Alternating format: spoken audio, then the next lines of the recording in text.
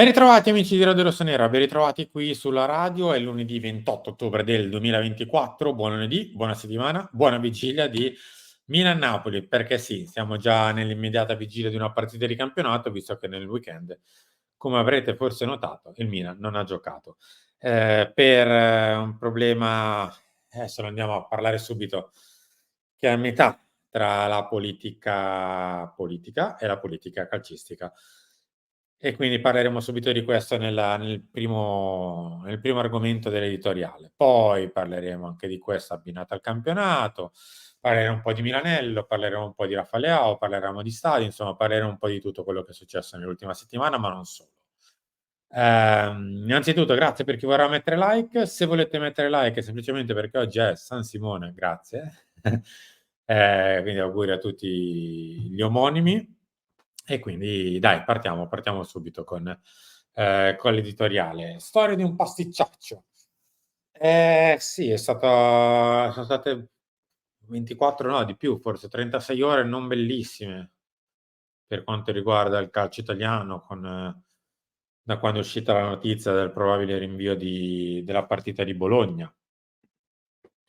È successo un po' di tutto, diciamo. È successo che il Milan ha provato a giocare in qualsiasi modo, ha provato a mettersi in campo materialmente, praticamente provando tutto, giocando normalmente, giocando a Porto Chiuso a Bologna, giocando in altri campi, organizzando trasferte, organizzando tutto quello che si poteva organizzare, ma insomma non c'è stato modo non c'è stato modo per una scelta, come è stato detto più volte, credo nelle ultime ore, più o meno vi siete fatti magari un'idea già, quindi andrò veloce qui.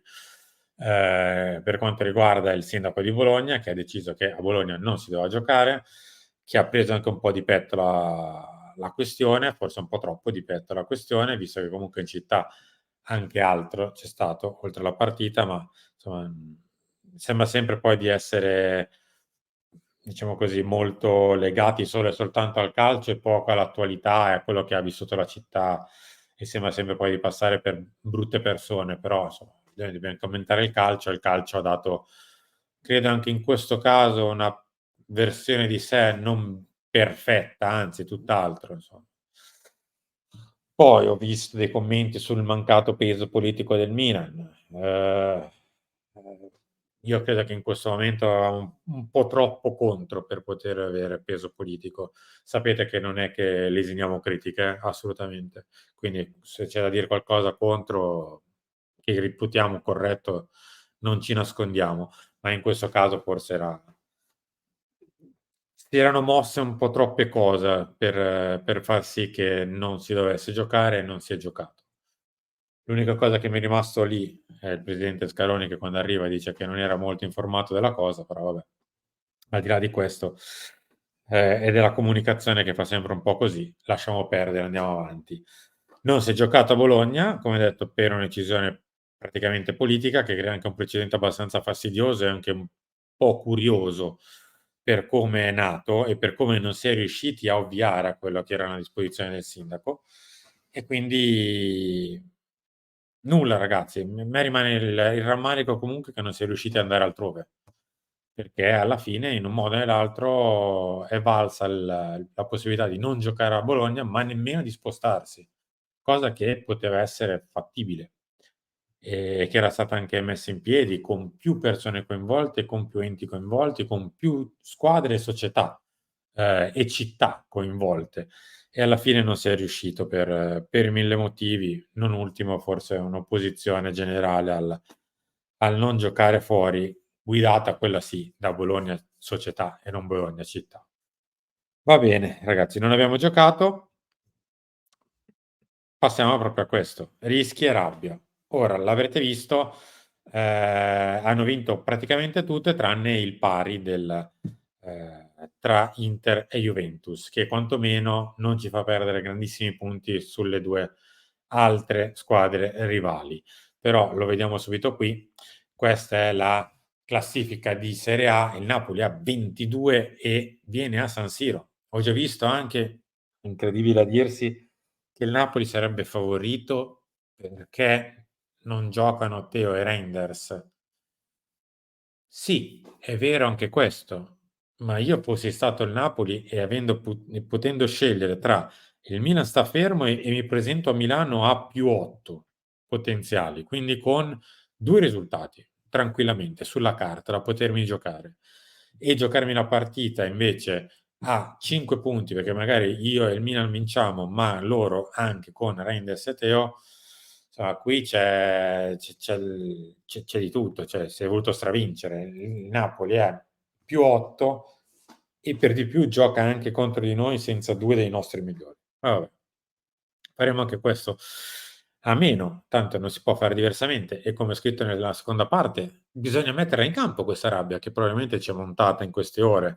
Il fatto di essere stati un po' poco considerati, il fatto di essere stati un po' poco aiutati, di essere trattati come l'ultima delle parti da coinvolgere, da sentire in questo processo che ci ha portato a non giocare, bisogna metterlo sul campo. Ecco, dimostrare martedì, ovvero domani, di mettere sul campo qualcosa che ci possa permettere di vincere e che ci possa anche magari far scaricare quella rabbia che abbiamo accumulato nel weekend, è la cosa migliore da fare. Riportarsi a 5 punti, poi con l'asterisco che ci tireremo via, boh, chissà quando.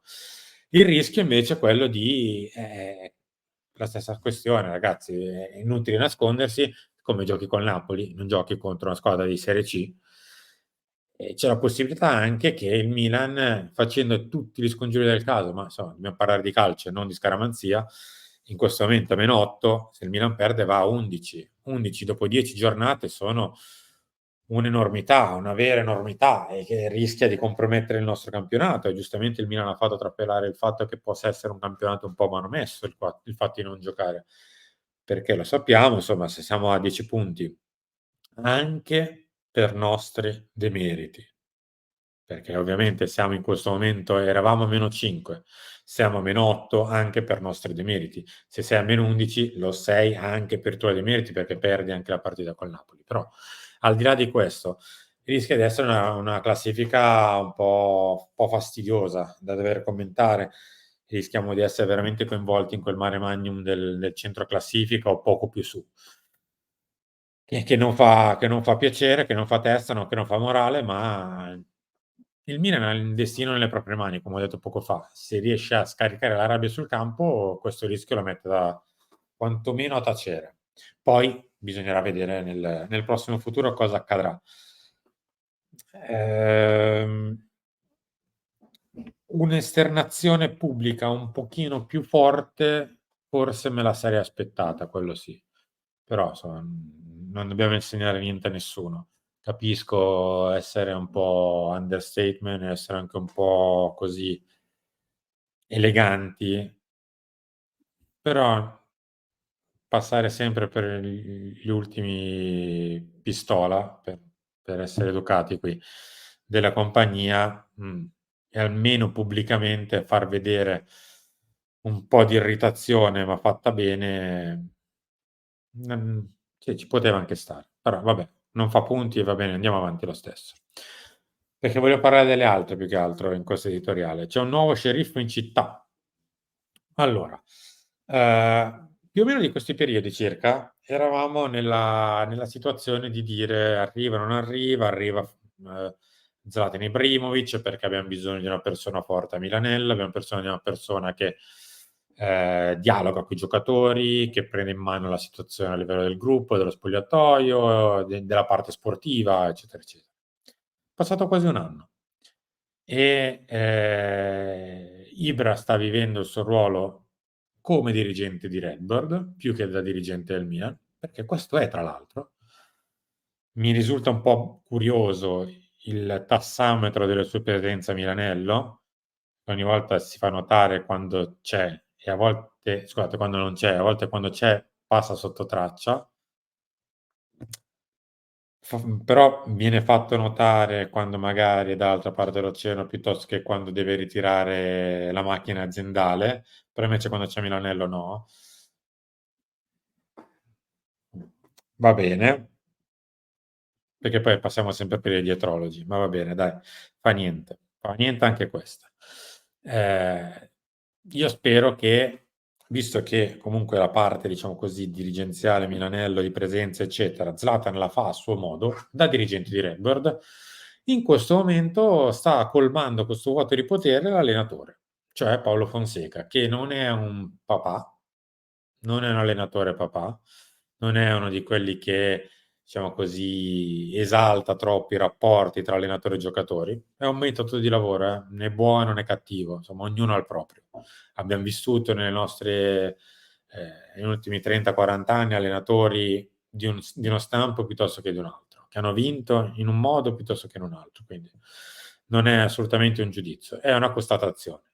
Non è un allenatore che, si diciamo così, esalta i rapporti, ecco. È un allenatore che tratta professionalmente i propri giocatori, quindi se c'è da dire una parola in più, bene, se c'è da dire una parola in meno, anche, non è nessun tipo di problema, si lavora sul campo, chi merita gioca, chi non merita sta fuori. È una situazione un po' più neutra, chiamiamola così. Probabilmente il mister non si aspettava di dover fare questo. Quando è arrivato più in punta di piedi, aspettandosi forse solo di allenare, tant'è che anche sul mercato ha provato a dire la sua, ma alla fine il mercato è andato in un modo, piuttosto che forse rispetto a qualche indicazione dell'allenatore, che si è rimboccato le maniche, sta lavorando e sta lavorando anche per colmare, diciamo, quella parte manageriale che manca al Milan, manca da tanto, ma ce la siamo già detti più di una volta, della questione del direttore sportivo, eccetera. Non sto qui a ripetermi per la centesima volta, è una figura che manca, che ne sentiamo la mancanza, lo vediamo da tutto quello che è successo anche dall'inizio di stagione. Ci sta provando adesso l'allenatore a fare il manager di Milanello. Tant'è che all'inizio della stagione ci avevano un po' detto che a Milanello mancava un po' di, come lo direbbe il mister, di lideranza, ecco. Ci sta provando Fonseca, non so se ci riuscirà, insomma lo vedremo nel tempo. Dire se ci riuscirà sarebbe questione da mago. Invece insomma, noi dobbiamo fermarci a commentare quella che è l'attualità, non posso sapere se ci riuscirà, però possiamo dire che ci sta provando, molto di più che all'inizio della stagione. Non è Ibra questo, bisogna far sì che la squadra, i giocatori riconoscano nella figura dell'allenatore questo nuovo ruolo, comunque questa nuova assunzione di potere da parte dell'allenatore e che li riconosca che possa essere lui e quello che li può guidare e che le parole dell'allenatore possano corrispondere a qualcosa di positivo per le loro orecchie. Perché i primi 2 dirigenti che ci han provato l'anno scorso han fallito, ci ha provato Ibra con alterne fortune e lo abbiamo visto insomma nell'ultimo anno, insomma, neanche all'inizio della stagione, nell'ultimo anno intero non è che c'è stato tutto 'sto cambio di passo, ci prova l'allenatore adesso e vediamo se funzionerà. Per un bene superiore, qui parlo di Rafael Leao. Anche qui non mi sono nascosto, nel senso che, su Rafa sono abbastanza neutro, nel senso che, a 25 anni è finito un pochino il tempo dell'attesa. Io aspetto Rafa ancora, ma non lo aspetto come lo aspettavo 2 anni fa.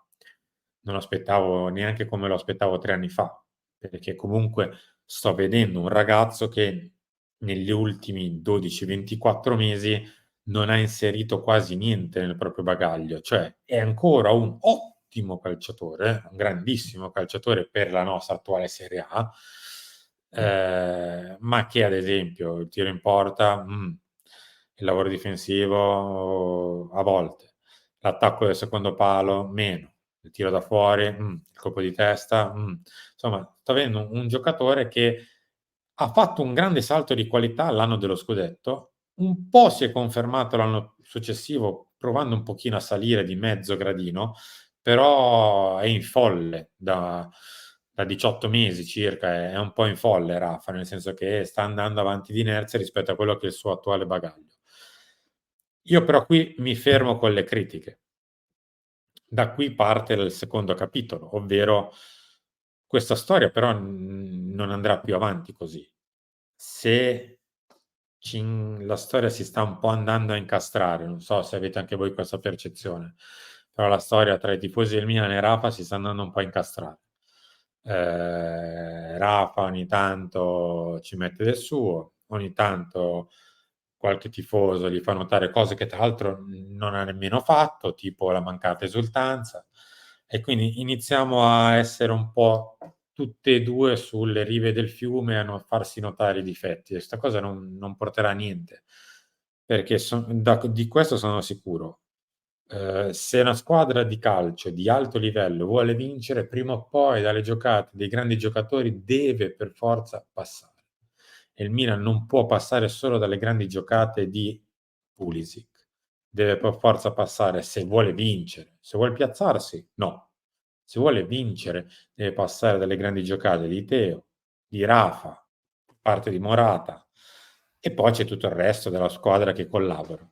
Ma l'ultimo Milan che ha vinto, quello dello scudetto, comunque nelle ultime circa 7, 8 giornate ha dovuto chiedere un plus di, diciamo così, di acceleratore, 10, 15 chilometri orari in più al proprio motore, li ha chiesti a Rafael Leao. Senza quei 10, 15 forse il Milan non vince lo scudetto. Non lo vince neanche per il grande lavoro che han fatto gli altri, ma senza quei 10, 15 chilometri orari in più di motore che gli ha dato Rafa nelle ultime partite, quello scudetto forse non lo vince. Anzi, per quanto mi riguarda, per me non lo vince.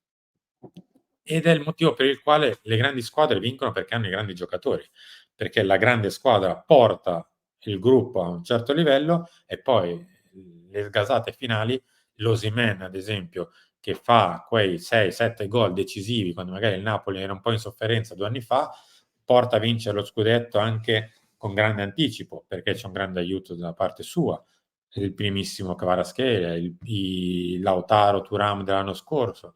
Difficile che una grande squadra non passa da dei momenti in cui il grande giocatore gli dà una mano per vincere. E se vogliamo vincere bisogna rimettere nel motore Rafael Leao, per forza. Per quanto mi riguarda per forza. Mhmm, come detto, se pensiamo di fare quarto, terzo, forse anche secondo, possiamo anche farne a meno. Per una squadra che deve vincere 2, 3, 4 giocatori di alto livello che vanno sopra media ci devono essere. Se no la singola squadra non vince, non ce la fa. Penso anche Leicester di ormai tanti anni fa. Se non c'era l'exploit di Vardy e Mahrez, non ce la fa. Quindi per un bene superiore dobbiamo cercare di andar d'accordo. Poi alla fine dell'anno non lo so cosa accadrà onestamente, perché, dentro quello che vi devo dire proprio tra me e voi, sento che un po' la storia sia un po' crepata, ecco. Però per un bene superiore, cioè il Milan di quest'anno, toccherebbe non criticare, perché io stesso ho iniziato il discorso dicendo che è un ragazzo che non sta migliorando e non va bene, perché a 25 anni bisogna pretendere che un giocatore continui a migliorare e non possa essere lo stesso che quando aveva 22, 23 anni. Non va bene, assolutamente non va bene. Però bisogna venirsi incontro, se no ne rimette il Milan, cioè proprio detta tra noi. L'affaire stadio. Allora, chiudiamo su questo. Si è detto veramente di tutto. Anche qui bisognerebbe fare un pochino di chiarezza e forse bisognerebbe anche prendere una strada, anche comunicativa, per quanto riguarda lo stadio. Perché sul progetto di San Donato si è andati veramente incontro a una settimana critica, dal punto di vista anche dei rapporti. Più ancora rispetto a quello che è uscito. Poi potete crederci o meno, insomma, ma sullo stadio penso che possiamo essere abbastanza autorevoli. Dal punto di vista dei rapporti San Donato non l'ha vissuta bene, non l'ha vissuto bene nemmeno l'incontro a Roma, così come le parole successive di Scaroni e così come altri eventi della settimana. Così come non l'hanno vissuta nemmeno benissimo alcuni tecnici che stanno lavorando al progetto, così come non l'ha vissuta alcuni di regione che stanno lavorando al progetto. Insomma, non bisognerebbe mettere un pochino al centro del villaggio San Donato, se San Donato è la vostra vera ipotesi per lo stadio. Altrimenti si può semplicemente dire: "Guardate, abbiamo 2 progetti pari e andiamo avanti così". Ma siccome non sono pari per soldi spesi, tempo speso, iter in questo momento in corso, facilità o no di avere un progetto vincente alla fine di un tot di mesi, insomma San Donato ormai è arrivato a 4, 5, 6 mesi alla fine di tutto l'iter burocratico, non di una parte, di tutto l'iter burocratico. Cioè, potenzialmente tra 6 mesi c'è l'ultima firma in calce di un foglio di carta che fa partire i lavori. Cioè, non siamo in una fase, diciamo così, preliminare, come state vedendo in questo momento a San Siro, che è un continuo tira e molla, vincolo sì, vincolo no, vincolo light e vincolo boh, e poi la sovrintendenza, e poi il ministero, e poi i comitati, e poi quanto costa, lo compro o non lo compro, mi aspetto l'Agenzia delle Entrate, e poi se riesco a battere sì o no San Siro. Cioè, non siamo in quella situazione, siamo in una situazione molto diversa, molto più avanti.